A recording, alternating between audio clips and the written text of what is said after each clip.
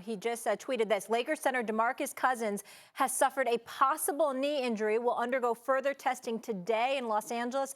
League sources tell ESPN Cousins was working out in Las Vegas on Monday when he had to leave the court. Sources said he signed a one-year deal in July. Max, if he can't go, and if this is a serious knee injury, what type of impact does this have on the Lakers season? Huge, and I'll tell you why. I totally agree with Stephen A. Even though there are teams that are deeper and who've played together more and may be better defensively and may shoot better, you can think of Utah, you can think of Denver, you can think of some others.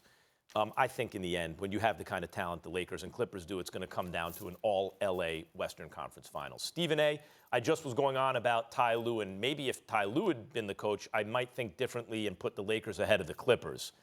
But I have to admit, DeMarcus Cousins was an X factor. However you think he fits on that team, DeMarcus Cousins already came back from the injury that was supposed to change him forever, and even if it diminished him somewhat, usually when you come back from a catastrophic injury, a player to a lower extremity, that first season back, you're not quite the same. And then whatever level you're eventually going to reach, it's the following season. This was the following season. So we were going to see, can DeMarcus Cousins still perform at a consistent all-star level? And if he could have done that, or if he can do that, then at a certain point you're like, boy, the Lakers are stacking the talent up too high. Maybe they just win the whole thing anyway.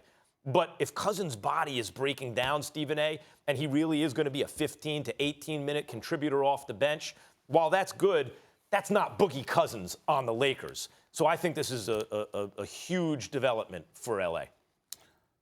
I respect the skill set of DeMarcus Cousins. He knows how to play, and he had a couple of good games in the NBA Finals. And, you know, despite the kind of, truculent attitude he could have sometimes, the bottom line is this dude walked around averaging 28 and 12 when healthy. We have to remember that. Having said all of that, and I feel bad for him because his injuries have cost him in excess of $150 million. I'm just telling y'all right now. It's cost him in excess of $150 million. We've lamented what Isaiah Thomas lost because of his injury with the hip when he was in Boston and all of this other stuff, and now he's got a one-year deal in Washington. But when you look at DeMarcus Cousins, this brother's injuries have cost him $150 million.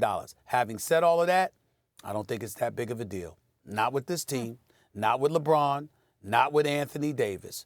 And then you got a JaVale McGee who we keep sleeping on. He runs the floor well. He can finish at the basket. He's got good height, good size on him. Porous defensively at times. I get all of that. Not the girth that DeMarcus Cousins has available to him. Better role man maybe than Boogie. But he can be effective. But the Anthony Davis, the LeBron James combo offsets the significance of a potential loss to DeMarcus Cousins.